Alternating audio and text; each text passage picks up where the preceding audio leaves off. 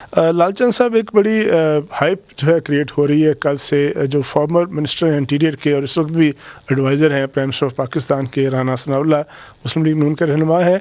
उन्होंने कहा है किसी जगह बात करते हुए किसी चैनल पे कि पाकिस्तान तहरीक इंसाफ पर पाबंदी जो है वो काबीना के सामने मौजूद है, ज़ेर गौर है।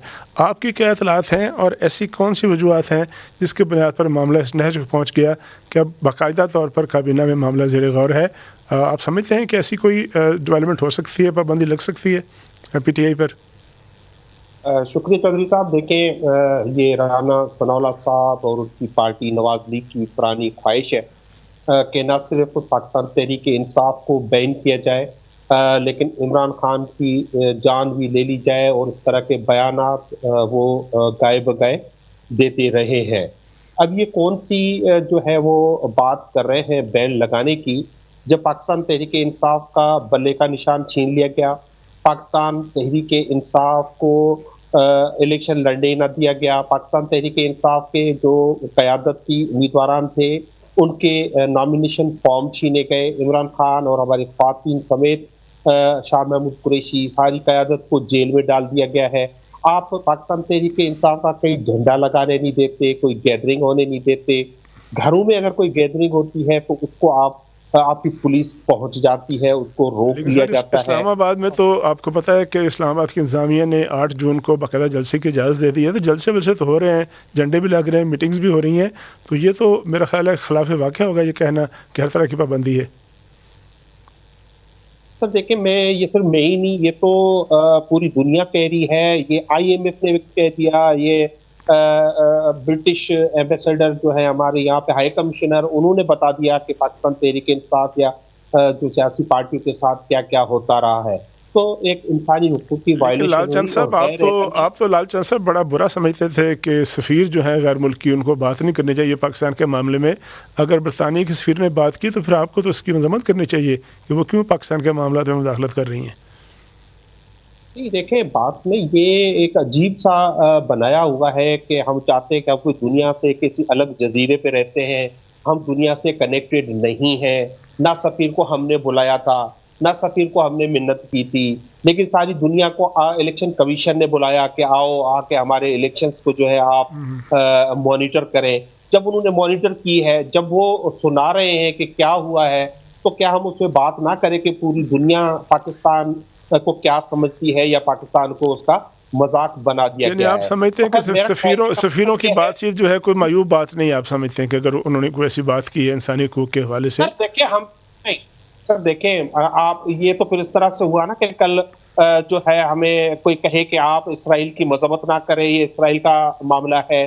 कल कोई जहाँ पे पाकिस्तान के मफादात के खिलाफ दुनिया में कई बात हो तो हम उस पर बात ना करें।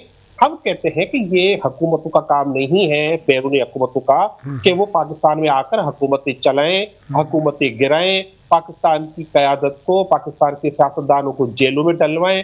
हम ये कहते हैं कि इस तरह की मदाखलत ना हो या उस पर कमेंट ना हो। बाकी तो पूरी दुनिया जो आप करेंगे, अब दुनिया एक ग्लोबल विलेज है, उसमें दुनिया आप में कमेंट करेगी। तो ओरिजिनल जो आपका सवाल था जो बैन का, तो बुनियादी तरफ प्रैक्टिकली पाकिस्तान तहरीक इंसाफ को बैन किया गया है।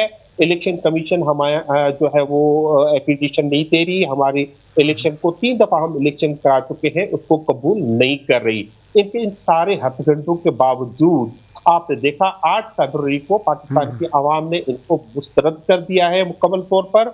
और इनके ये सारे अब इतना आसान है नहीं, क्योंकि कैबिनेट तो नवाज लीग की बनी हुई है, ये अल्टीमेटली सुप्रीम कोर्ट को करना होता है अगर कोई पार्टी बैन होती है।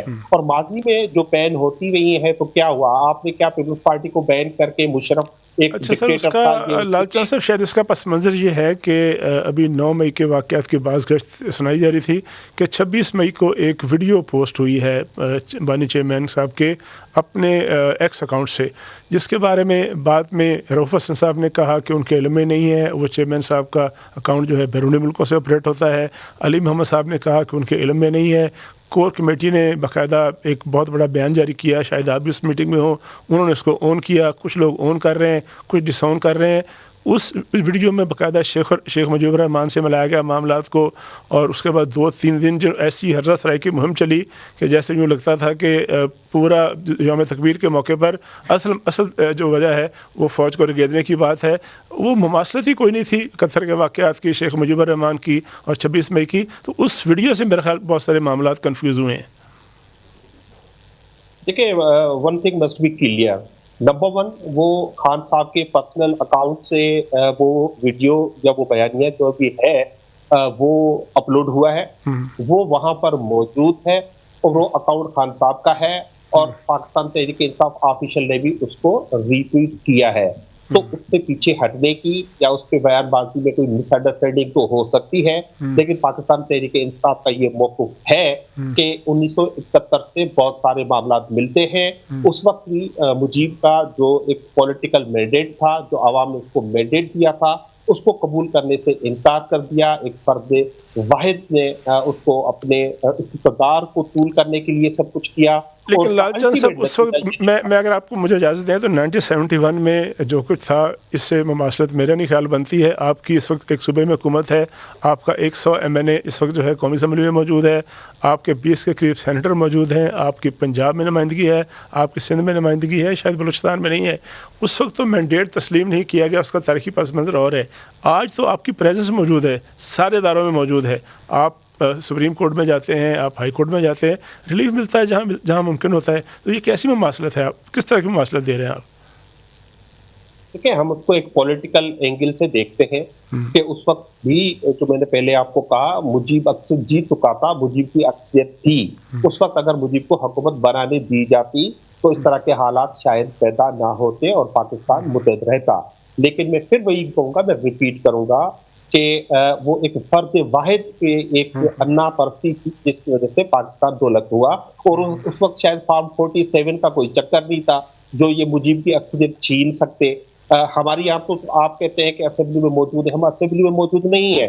ہم اسمبلی میں 2/3 میجورٹی سے ہونا چاہیے تھی. آپ دیکھیں، ایک مائنورٹی پارٹی کو گورنمنٹ بنانے دے دی گئی، ہماری سیٹ چھین لی گئی. آپ صرف اسلام آباد پہ آ جائے، جو پتن نے جو آڈٹ رپورٹ جاری کی ہے، جو مصطفیٰ نواز کھوکھر کہہ رہے ہیں، جو TLP کہہ رہی ہے، جو جماعت اسلامی کہہ رہی ہے، پوری دنیا کہہ رہی ہے.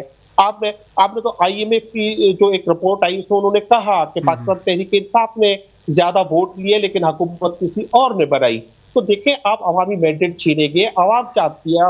آپ دیکھیں کہ جو ریزرو سیٹوں کا معاملہ لگا ہوا ہے سپریم کورٹ میں، تو جی مخصوص سیٹوں کا معاملہ بھی لگا ہوا ہے، اور یہ جن سیٹوں کا آپ تذکرہ کر رہے ہیں اسلام آباد کی سیٹوں کا، وہ بھی کورٹس میں موجود ہے. اور اگر واقعی ثابت کر دیا تو ڈیفینیٹلی کورٹ جو ہے وہ فیصلہ دے گی. آخری چونکہ وقت میرے پاس کم ہے، توجہ دلانا چاہوں گا آپ کی میں حیدرآباد کی صورتحال کی طرف. حیدرآباد میں جہاں پاکستان پیپلز پارٹی کی 15 سالوں سے حکومت ہے، وہاں میونسپل کمیٹی بھی ان کے پاس موجود ہے، بلدیاتی ادارے موجود ہیں، صوبائی حکومتیں موجود ہیں. وہاں ایک بڑا سانحہ ہوا ہے، 10 کے قریب افراد اب تک جو ہے وہ جہاں بک ہو چکے ہیں. ایک کسی غیر قانونی طور پر گیس بری جاری تھی. تو اس پہ آپ چونکہ سندھ میں رہتے ہیں، سندھ کی نمائندگی بھی کرتے ہیں، اس واقعے کو کیسے دیکھتے ہیں آپ؟ سر دیکھیں، سب سے پہلے تو میں اس کو گہرے رنج و غم کا اظہار کرتا ہوں کہ بچوں کی جانیں گئی ہیں. وہ بھی ایک برابر میں مدرسہ تھا، وہاں پہ وہ پڑھتے تھے، گنجان آبادی کا علاقہ تھا. لیکن سوال یہ نہیں ہے، سوال یہ ہے کہ سندھ میں نہ صرف یہ واقعہ ہوا ہے، روزانہ اغوا کے واقعات ہوتے ہیں.